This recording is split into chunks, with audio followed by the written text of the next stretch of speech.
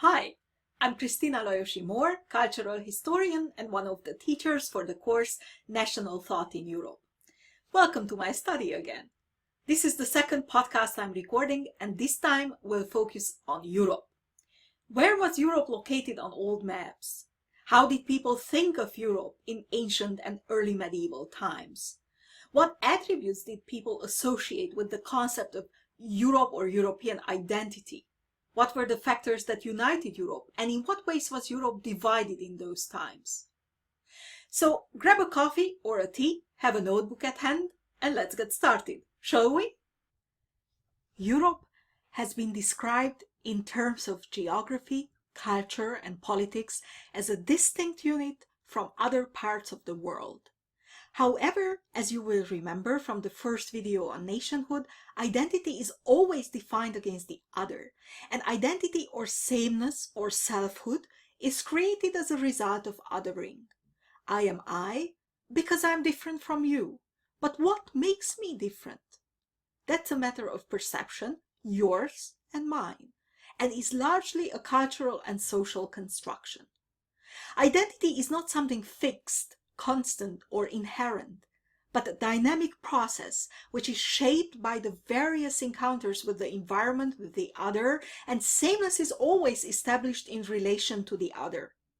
Not necessarily what is opposite, but in any case, what is different. We will look into how these perceptions were shaped by various thinkers in ancient and medieval times, and consider the various ways in which Europe was defined against the other parts of the world. Europe can be seen as a geographical unit, a continent. It can also be defined as a cultural unit with its own value system, traditions, and beliefs, or as a political unit, the European Union, with its own institutions to regulate the law, economic system, politics of the various member states. In this podcast, we will examine Europe as a cultural unit or idea. Some of the ideas and concepts we associate with Europe have a long tradition, and some are more recent. Around the 5th century BCE, before the Common Era, Europe came to be associated with the idea of political freedom as against Eastern Asian despotism. It's quite ironic, though, because this idea of freedom is associated with Athens, where for a brief while adult males over 30 who were neither foreigners nor slaves and who made up more or less about 30% of the total population were entitled to decide matters in their city-state by voting democratically. So it was a limited democracy. Christendom also has been seen as a special characteristic of Europe since the 15th century, and since the 18th century, so-called enlightened Europeans have seen themselves as a superior civilization compared with the rest of the world. So there has been a clear tendency not only to emphasize the ways in which Europe is different or unique, but also to proclaim how and why Europe is better than the rest of the world. This attitude and self-image are based on the othering of non-European cultures and civilizations and have been used to justify slavery, the conquest of non-European others, colonialism, imperialism, and to justify subjugation, economic exploitation, and racism. National thinking and aggressive nationalism are common European features that have been dominant since the 19th and 20th century and have also influenced other continents. But let's start at the beginning, albeit a beginning of a mythical nature. The word Europe has been traced back to the name of the Phoenician princess Europa, who was playing with her friends on a Mediterranean beach when suddenly a bull showed up, which turned out to be the Greek god Zeus in disguise. Europa stroked the bull, sat on its back, and was taken off to Crete, where the bull assumed a human form and begat 3 sons by Europa. This story from Greek mythology was rediscovered in the Renaissance and became a very popular theme in art and literature during the classical period in the 17th century. However, there's no hard evidence to support the claim that the continent derives its name from the name of the Levantine princess of Greek mythology. The name Europe has been in circulation for a long time, along with the names of the 2 other continents that were known in that time, Asia and Africa. This tripartite division of the world reflects a geographical knowledge of the time. In the 5th century BCE, again before the Common Era, Herodotus remarked in his histories that nobody knows where the names of the continents come from and how their boundaries or borders were defined. The neutral geographical term Europe took an ideological connotation during the Greco-Persian Wars. After the Greek colonists in Asia Minor asked for help from the Greek homeland to hold the expanding Persian Empire, Greek authors began contrasting Asia and Europe, and they began to other Asia. The 2 continents were described not only in terms of their natural and neutral characteristics such as climate, vegetation, languages, customs, and habits, but also in terms of government. Europe was associated with freedom and Asia with despotism. Greek freedom, symbolized by Athenian democracy, was contrasted with the unbounded authority of the Persian ruler who stood above the law and had absolute power in the literal sense of the word. Another theory that explains the differences between the 2 continents was climate theory, which will again become important much later in the 18th century in the writings of Montesquieu. The idea that human character is linked to climate, or that differences in climate can explain differences in human character, is the premise of Hippocrates, the famous Greek doctor, who contrasted Asian and European character by focusing on the differences in climate. He described Asiatics as, quote, less warlike and more tame of disposition, end quote, than the Europeans. In Asia, the climate is warm and stable, and therefore is conducive to a passive character, according to Hippocrates, while in Europe, the climate is more varied, and hot is followed by cold, which explains the more temperamental nature of Europeans. Then Hippocrates added a political dimension to this description and argued that because Asian warriors live under despotism, they fight for their ruler, not for themselves. They are not internally motivated. This comparison between climate and political system is taken over by Aristotle, who in his Politics explained that Europeans born in cold climates are courageous, but not particularly wise. They are individualistic, but therefore they lack social cohesion. Conversely, Asians are peaceful and wise, but lack courage and strength. So, for Aristotle, the Greeks represented an ideal combination of both worlds. They were the best, being perfectly situated between Europe and Asia.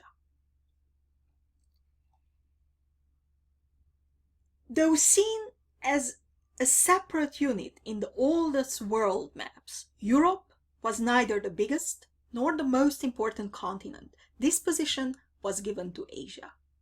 These old maps are called T&O maps because of their shape and structure, or Noahide maps, which derive their name from the name of Noah, the guy from the Bible who built the ark.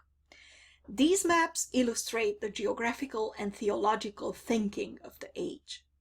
Though here we discuss only the Christian European historiographical tradition, we should be aware that, of course, other civilizations have had very different ideas about geography and the origins of the continent. So in this sense, this course and these podcasts are very Eurocentric, but they are Eurocentric for a reason, because they focus on the history of the concept of Europe as it evolved in the European tradition.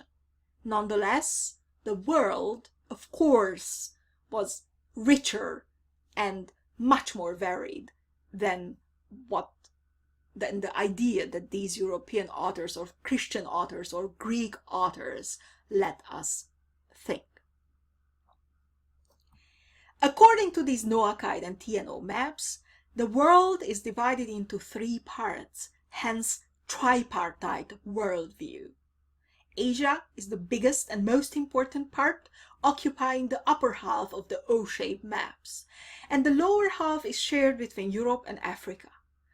The three parts are divided but also connected by water, and water will be very significant in these maps. People in those times identify themselves more with the water, with what connects us, with the sea, with the Mare Nostrum, than with the various continents.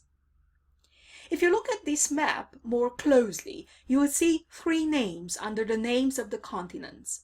These are Shem for Asia, Japhet for Europe, and Ham for Africa. What are these names and what do they mean? According to the Bible, Noah had three sons, Shem, Japhet, and Ham, who inherited the world. Because Ham misbehaved and ridiculed his father, when his father was drunk, he was punished, and he and all his progeny were cursed.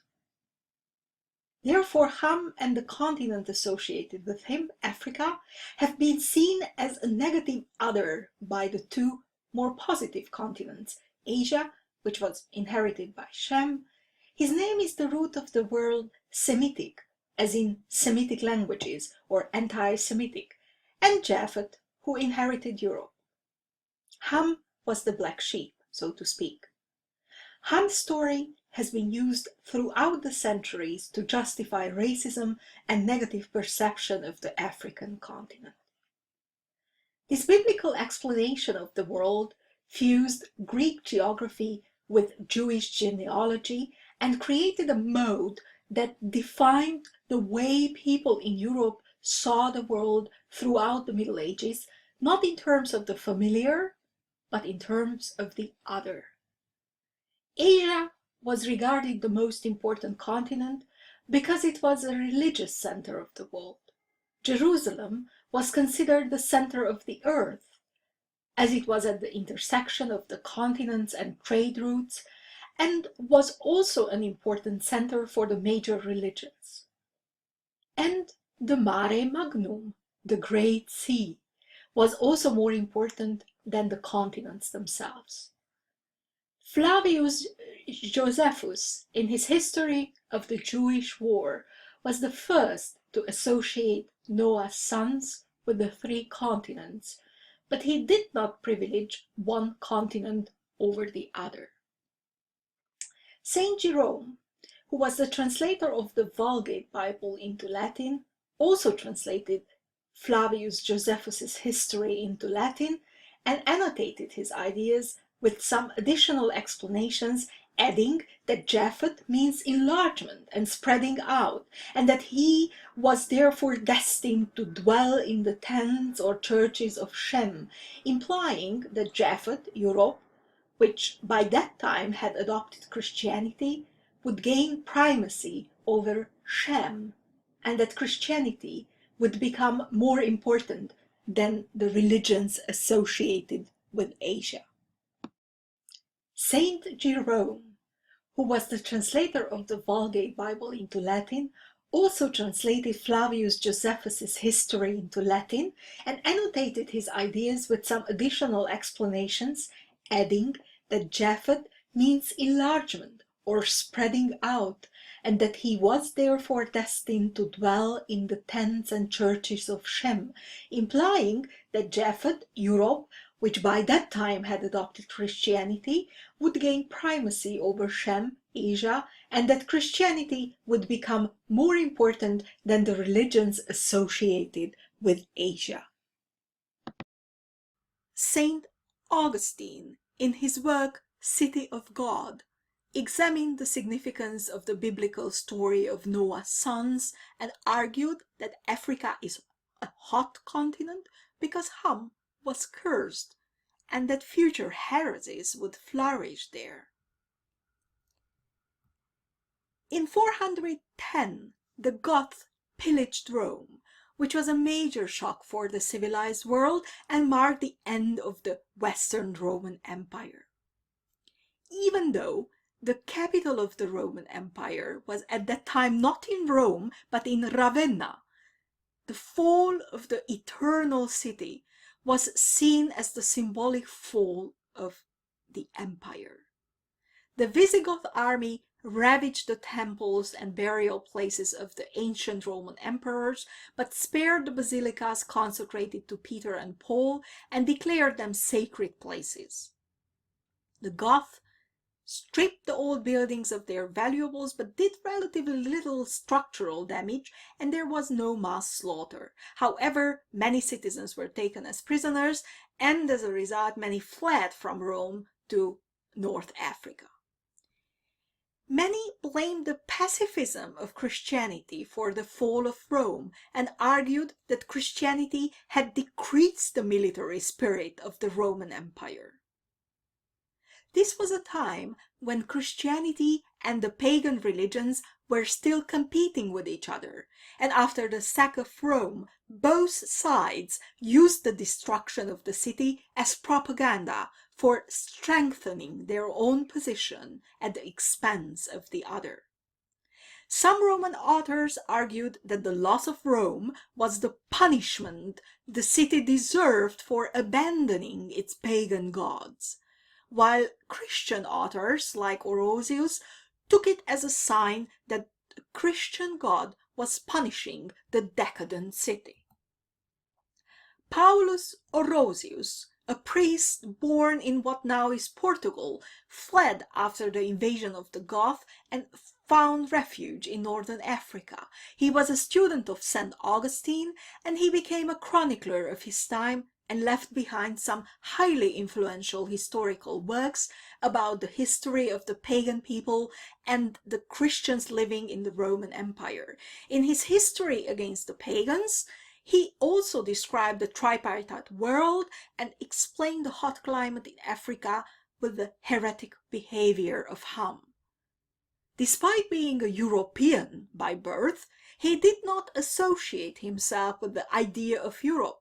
Europe, as such, does not play any emotional or conceptual role in his writings. Instead, he wrote warmly about the Mare Nostrum, our sea, the Mediterranean, which defined his cultural identity much more than the continent Europe. Now that the Germanic Goths and Vandals had conquered Rome, in the 7th century, Isidore of Seville argued that the inclusion of the Germanic people in the biblical genealogy, associating the name of Goth with the name of Magog and the son of Japhet, would be justified.